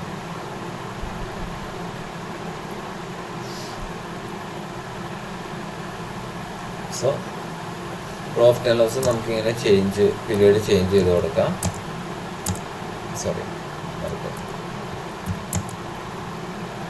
ഓക്കെ, എന്നിട്ട് നമുക്ക് ഇവിടെയും ഓൾട്ട് F1 അടിക്കുകയാണെങ്കിൽ നമുക്ക് ഇതെല്ലാം ഡീറ്റെയിൽ ആയിട്ട് എടുക്കാൻ പറ്റും. ഓക്കെ, നമ്മുടെ ഓപ്പണിംഗ് സ്റ്റോക്കാണ്. നമ്മൾ ഓപ്പണിംഗ് സ്റ്റോക്ക് കൊടുത്താണ് മെറ്റീരിയൽ വൈസ് നമുക്ക് ഇവിടെ കിട്ടും. പിന്നെ നമ്മുടെ പർച്ചേസ്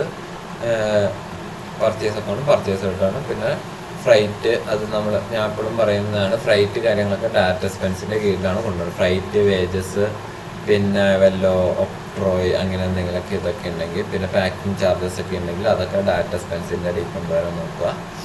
അങ്ങനെ പ്രോപ്പർ ഗ്രൂപ്പിംഗ് കൊടുത്തുകൊണ്ട് കറക്റ്റ് കണ്ടോ. ഞാൻ ഇപ്പോൾ ഡയറക്റ്റ് എക്സ്പെൻസ് കൊണ്ടുപോകുന്നത് ഇത് നമ്മുടെ GP റേഷ്യോ, ഗ്രോസ് പ്രോഫിറ്റ് റേഷ്യോനെ അഫക്റ്റ് ചെയ്യുന്ന ഐറ്റമാണ്. അപ്പോൾ ഈ ഗ്രൂപ്പിംഗ് വളരെ വളരെ ഇമ്പോർട്ടൻ്റ് തന്നെയാണ്.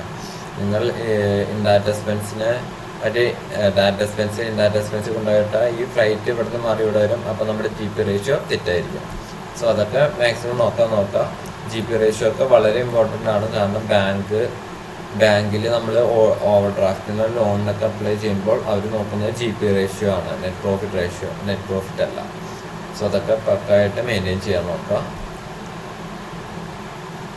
പർച്ചേസ് കാര്യങ്ങളൊക്കെ നമുക്ക് ഇവിടെ കിട്ടും. പിന്നെ അതുപോലെ തന്നെ സെയിൽസ് ലോക്കൽ സെയിൽസ് റിട്ടേൺ നെഗറ്റീവാണ്. കാരണം അതിന് ഡെബിറ്റ് ബാലൻസ് ആണ്. ഓക്കെ, പിന്നെ ക്ലോസിംഗ് സ്റ്റോക്ക് ആണെങ്കിൽ നമുക്ക് ഓരോ സ്റ്റോക്കിൻ്റെയും ഡീറ്റെയിൽസ് കാര്യങ്ങൾ ഇത് എൻ്റർ ചെയ്താൽ നമുക്ക് ആ സ്റ്റോക്കിലേക്കൊക്കെ പോകാവുന്നതാണ്. സ്റ്റോക്കിൻ്റെ ഡീറ്റെയിൽസിലേക്ക് ഇത് നമുക്ക് വേറൊരു സ്റ്റോക്കിന് തന്നെ ഒരു റിപ്പോർട്ട് ഉണ്ട്. സോ അതൊക്കെ നമുക്ക് ഡിസ്കസ് ചെയ്യുമ്പോൾ അതിലേക്ക് പോവാം. പിന്നെ ഇൻഡയറക്റ്റ് എക്സ്പെൻസ് നമുക്ക് ഇവിടെ ഡീറ്റെയിൽ ആയിട്ട് കാണാൻ പറ്റും. നമ്മൾ ആ സാലറി ഒക്കെ കൊടുത്തുകൊണ്ട് ബേസിക് പേ, സാലറി, കമ്മീഷൻ അങ്ങനെയൊക്കെയാണ് ഇവിടെ കാണിക്കാൻ പറ്റുന്നത്. ഇനി നിങ്ങൾക്ക് സാലറി ഓരോ ലെഡ്ജറായിട്ട് വേണമെങ്കിൽ നമുക്ക് ആ ലെഡ്ജറായിട്ട് ഗ്രിപ്പ് ചെയ്താൽ മതി. നമ്മൾ പേറോൾ കീപ്പ് ചെയ്യാണ്ട് ജസ്റ്റ് ലെഡ്ജറിലേക്ക് പോസ്റ്റ് ചെയ്ത് നമുക്ക് അങ്ങനെ ചെയ്യാവുന്നതാണ്. സോ നമ്മുടെ ഗ്രോസ് പ്രോഫിറ്റ് ഏകദേശം 3,98,000 ഉണ്ടായിരുന്നു. ബട്ട് നമ്മുടെ ഇൻഡയറക്റ്റ് എക്സ്പെൻസ് 4,12,000 ഉള്ളതുകൊണ്ട് നെറ്റ് ലോസാണ് നമുക്ക് ഇവിടെ ഇൻകർ അയക്കുന്നത്. ഇതിന് മെയിൻ കാരണം എന്ന് പറയുന്നത് ഈ ഡിപ്രിസിയേഷനും പിന്നെ അതുപോലെ തന്നെ ഓക്കെ ബേസിക് പേ അല്ല, അഡ്വർടൈസ്മെൻ്റ് ആണ്.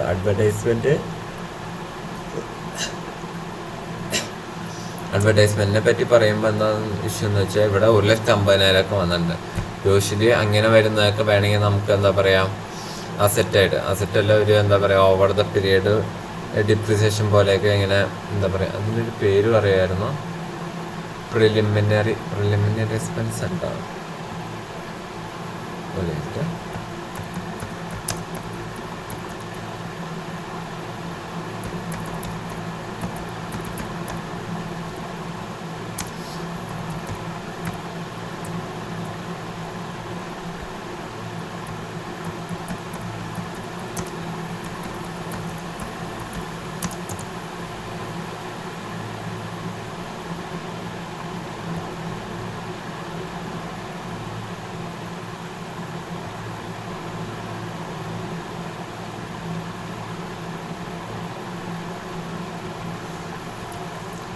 ഓക്കെ, അഡ്വർടൈസ്മെൻറ്റ് വേണമെങ്കിൽ നമുക്ക് ഒരു പ്രിലിമിനറി എക്സ്പെൻസ് അല്ല, അതിനൊരു ടൈപ്പ് എക്സ്പെൻസ് ഉണ്ട്. ഞാൻ അത് മറന്നുപോയി. അടുത്ത ക്ലാസ്സിൽ ഞാൻ അത് നോക്കിയിട്ട് എന്തായാലും റെഫർ ചെയ്തിട്ട് പറയാം.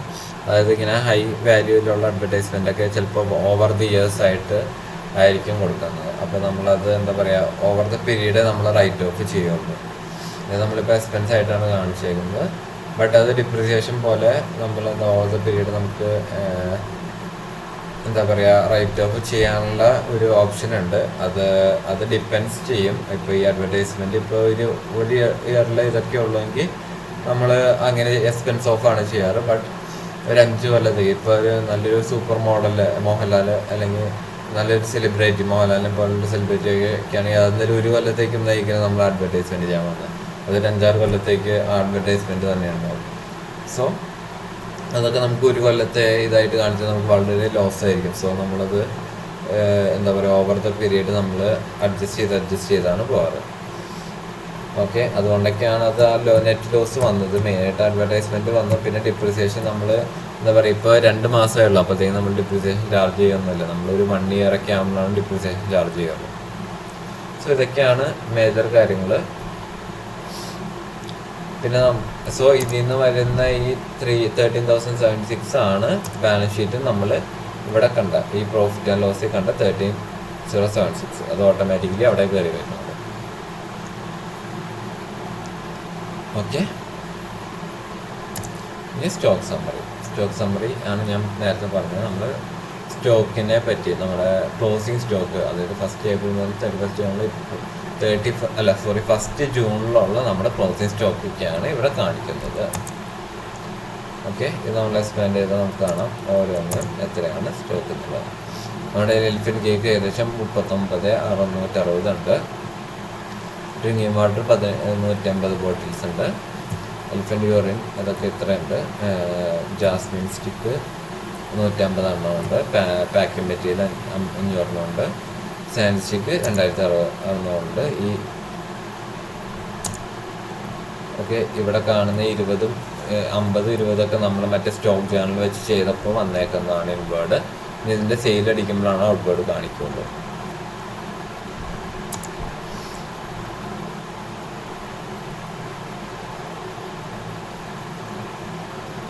ബാക്കിയല്ല, അതിന് നമ്മൾ ഓപ്പണിംഗ് സ്റ്റോക്ക് കൊടുത്തുകൊണ്ടാണ്. ആക്ച്വലി നമ്മളിപ്പോൾ ഒരു മാനുഫാക്ചറിങ് നടത്തുന്നുണ്ടെങ്കിൽ അതിങ്ങനെ സ്റ്റോക്ക് ജേണലായിട്ടാണ് കാണിക്കേണ്ടത്.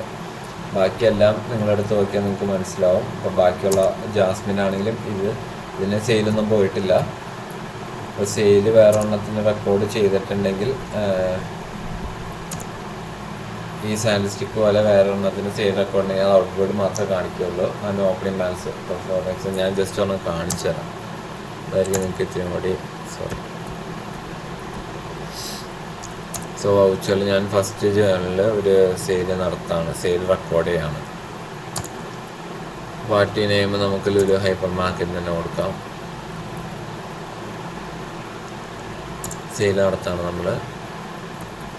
Jasmine stick 50. Okay, main location ഒരു 10 എണ്ണം 15 രൂപയ്ക്ക്. വേറെ ഒന്നും ചെയ്യുന്നില്ല, ഞാൻ റെഫറൻസ് ആയിട്ട് ജസ്റ്റ് റെക്കോർഡ് ചെയ്തു. കഴിഞ്ഞ് ഞാൻ എൻ്റെ സ്റ്റോക്ക് സമ്മറി എടുക്കുകയാണ്. ഇതിലിപ്പോൾ തൃശ്ശൂരിലല്ല, ജാസ്മിൻ എലിഫൻ്റ് എടുക്കുകയാണെങ്കിൽ ഇവിടെ 10 എണ്ണം പോയി. ഈ 10 എണ്ണം പോയത് നമ്മുടെ ഓപ്പണിംഗ് ബാലൻസ് 150 എന്നാണ് 10 എണ്ണം പോയത്. ഇതിൽ നമുക്ക് ഇൻവേർഡ് ഒന്നുമില്ല. അതായത് ഈ കൊല്ലം മാനുഫാക്ചർ ചെയ്തതൊന്നുമില്ല. ഈ കൊല്ലം മാനുഫാക്ചർ ചെയ്ത് കാണിക്കണമെങ്കിൽ നമ്മളിവിടെ കാണിച്ച പോലെ സാൻഡിൽ സ്റ്റിക്കിലും സ്റ്റോക്ക് ജേണൽ അടിച്ചിട്ട് മാനുഫാക്ചറിങ് ചെയ്ത് വന്നാലാണ് ഇവിടെ ഇൻവേർഡായിട്ട് കാണുള്ളൂ. സോ അസ് ഓഫ് നൗ നമ്മൾ ഇപ്പോൾ എടുക്കുകയാണെങ്കിൽ നമുക്ക് ഏപ്രിൽ മെയിൽ ഇപ്പോൾ ഇതിൽ നോക്കുകയാണെങ്കിൽ ഏപ്രിൽ മെയിൽ നമുക്ക് മാനുഫാക്ചറിങ്ങേ ഇല്ല. ജൂണിലാണ് നമ്മൾ മാനുഫാക്ചറിങ് കാണിച്ചിട്ടുള്ളത്. സോ ഇതാണ് പലരും നമ്മൾ എന്താ പറയുക, പല ടാലിലും നമുക്ക് ഈ മാനുഫാക്ചറിങ് ജേണലൊന്നും പഠിപ്പിക്കില്ല. ഞാൻ അതുകൊണ്ടാണ് സ്പെഷ്യൽ എഫേർട്ട് എടുത്ത് ഈ മാനുഫാക്ചറിങ് ജേണലിനെ പറ്റി ഈ ക്ലാസ്സിൻ്റെ തുടക്കത്തിൽ തന്നെ പറഞ്ഞു തന്നത്.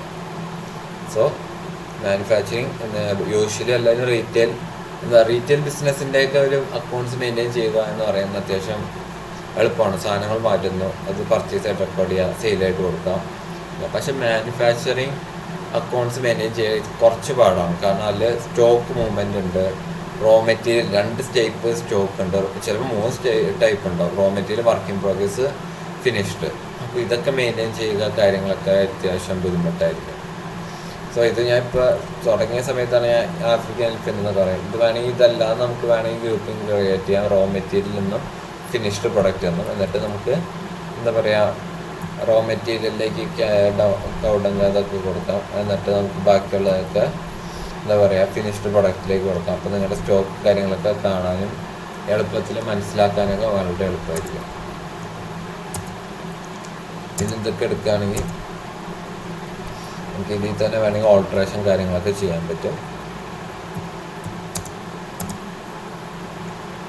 പിന്നെ ഇവിടെയൊക്കെ നോക്കുകയാണെങ്കിൽ നിങ്ങളുടെ ഗ്രാഫ് കാര്യങ്ങളൊക്കെ ഇവിടെ കൊടുക്കുന്നുണ്ട്. ഇതിപ്പോൾ ജൂണിലാണ് ആ പെർഫ്യൂം വാങ്ങിച്ചത്, അതുകൊണ്ടാണ് ജൂണിൽ ഇവിടെ കാണിക്കുന്നത്. ഇവിടെ കാണിക്കുകയാണെങ്കിൽ ഉണ്ടോ, ഏപ്രിൽ മന്തിൽ നമുക്ക് കുറച്ച് സെയിലുണ്ട് കാര്യങ്ങളൊക്കെ ഉണ്ട്. സെയിൽ ബ്ലൂ കളറിലും ഇൻവേർഡ് വന്നേക്കുന്നത് റെഡ് കളറിലായിരിക്കും വരുന്നത്. സോ ഇതൊക്കെ ജസ്റ്റ് ഗ്രാഫ് കുറേ ട്രാൻസാക്ഷൻസ് ഒക്കെ വരുമ്പോഴാണ് നമുക്ക് ഗ്രാഫിൻ്റെ ഒക്കെ ഉപയോഗം വരുന്നത്. ഇതൊക്കെ വെച്ച് നമുക്ക് അനലൈസ് ചെയ്യാനൊക്കെ വളരെ എളുപ്പമാണ്. സെയിലും പർച്ചേസൊക്കെ നന്നായിട്ട് കാണിക്കുന്നുണ്ടല്ലോ അതൊക്കെ. ഇനി വരുന്നത് നമ്മുടെ അടുത്ത ലാസ്റ്റ് പോർഷൻ, ഈ ക്ലാസ്സിൻ്റെ ഏറ്റവും ലാസ്റ്റ് പോർഷനിലേക്കാണ്, അതായത് റേഷ്യോ അനാലിസിസ്.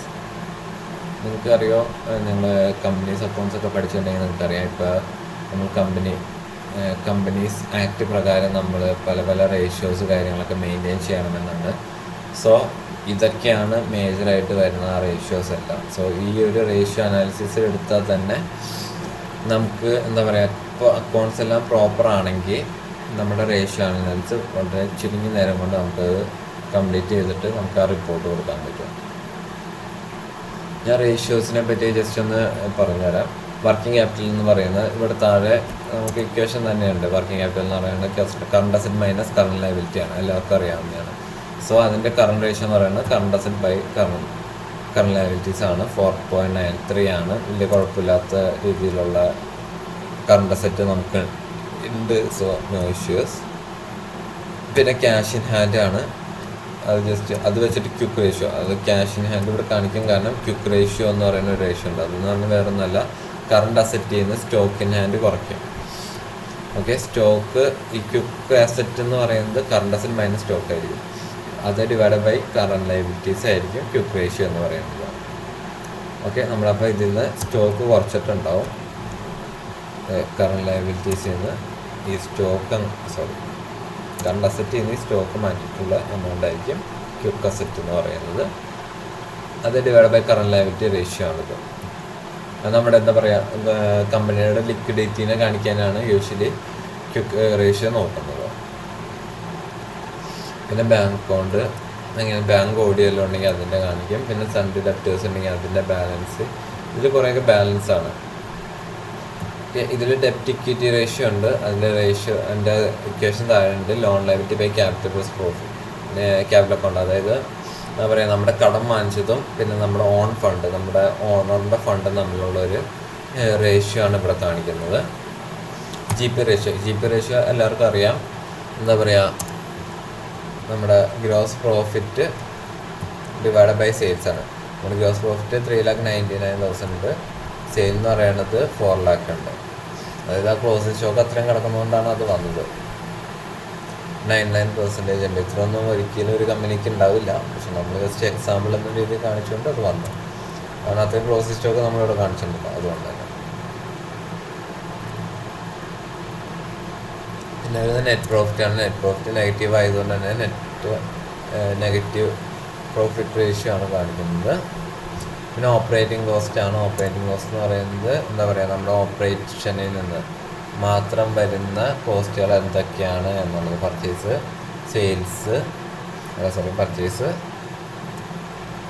വരും, ഡയറക്റ്റ് എക്സ്പെൻസ് മുതലായ കാര്യങ്ങളൊക്കെയാണ് അതിൽ വരുന്നത്. പിന്നെ സെയിൽസിൻ്റെ ബാലൻസ്, പർച്ചേസ്, സ്റ്റോക്കിൻ്റെ ഒക്കെ ബാലൻസ് ഇവിടെ കാണിക്കും. നെറ്റ് ലോസിൻ്റെ ബാലൻസ് ഇവിടെ കാണിക്കും.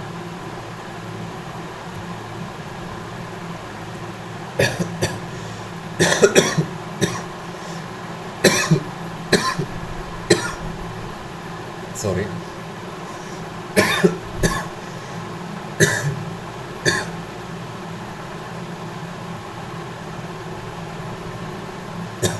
അടുത്തതെന്ന് പറയുന്നത് റിസീവബിൾ ടേൺ ഓവർ റേഷ്യോ ആണ്. ഇത് വളരെ ഇമ്പോർട്ടൻ്റ് ആയതാണ്. അതായത് നമുക്ക് സെയിൽ നടത്തി, അപ്പോൾ ആ സെയിൽ നമ്മൾ ക്രെഡിറ്റ് സെയിലാണ് നടത്തിയേക്കുന്നതെങ്കിൽ, സൺഡേ ക്രെഡിറ്റ് സെയിലാണ് നടത്തിയേക്കണമെങ്കിൽ എത്ര ദിവസത്തിനുള്ളിൽ ആ ഡെപ്റ്റർ നമുക്ക് തിരിച്ച് എമൗണ്ട് തന്നു എന്ന് കാണിക്കുന്നതാണ് ഈ ഒരു റിസീവബിൾ ടേൺ ഓവർ റേഷ്യോ. അത് കാണുന്നത് ജസ്റ്റ് ഇവിടെ നോക്കിയാൽ നമുക്ക് മനസ്സിലാവും. അതായത് ഇവിടെ ഇത് കൊടുത്തിട്ടുണ്ട്, എങ്ങനെയാണ് കണ്ടത്, എങ്ങനെയാണ് 46.82 എന്ന് പറയുന്നത് കിട്ടിയെന്നുള്ളത്. അതായത് ലുലു ഹൈപ്പർ മാർക്കറ്റിൻ്റെ ബാലൻസ് പറയുന്നത് 41,649 ആണ്. പക്ഷേ അവർക്ക് നമ്മൾ ടോട്ടലി നടത്തിയേക്കുന്ന സെയിൽസ് 55,150 ആണ്. അപ്പോൾ അതായത് നമ്മുടെ ക്ലോസിംഗ് ബാലൻസ്, ലുലു ഹൈപ്പർ മാർക്കറ്റ് എന്ന് പറഞ്ഞ ഡെപ്റ്ററിൻ്റെ closing balance divide by sale, അത് ഇൻറ്റു എത്ര ഡേയ്സ്, ഇപ്പോൾ 62 days, അതായത് 1 April മുതൽ 1 June വരെ ഉള്ളത്. അപ്പോൾ 62 days അങ്ങനെ വരുമ്പോൾ ഏകദേശം ലുലുവിന് ഒരു സെയിൽ നടത്തിയാൽ നമുക്കത് തിരിച്ചു കിട്ടാൻ ഏകദേശം 46 ദിവസം എടുക്കുമെന്നാണ്.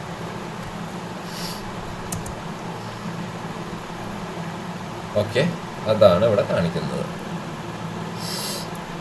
ഇനി റിട്ടേൺ ഓൺ ഇൻവെസ്റ്റ്മെൻറ്റ്, അതായത് റിട്ടേൺ ഓൺ ഇൻവെസ്റ്റ്മെൻറ്റ് എന്ന് പറഞ്ഞാൽ നമ്മുടെ net profit divide by capital account plus, അതായത് നമ്മൾ ഇതൊരു ഓണർക്ക് അല്ലെങ്കിൽ ഒരു ബിസിനസ് മാനിന്, ഇപ്പോൾ നമ്മുടെ കേസ് പറയുകയാണെങ്കിൽ ജോയ് താക്കോൽക്കാരന് പുള്ളി ഇൻവെസ്റ്റ് ചെയ്തതിന് എന്തോരം റിട്ടേൺ കിട്ടി എന്നുള്ളതാണ് കാണിക്കുന്നത്.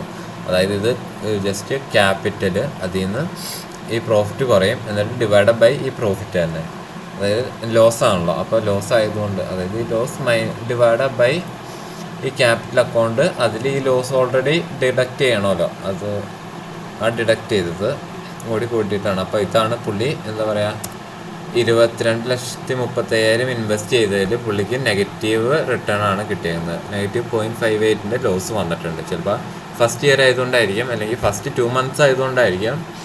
ഫസ്റ്റ് 2 months ഒക്കെ ഈ ലോസ് എന്ന് പറയുന്നത് എന്താ പറയുക പ്രെഡിക്റ്റബിൾ ആണ്. കാരണം ഒരു 1 or 2 years ആകുമ്പോഴേക്കാണ് നോർമലി ബിസിനസ് പ്രോഫിറ്റിലേക്ക് കടന്നു വരികയുള്ളൂ.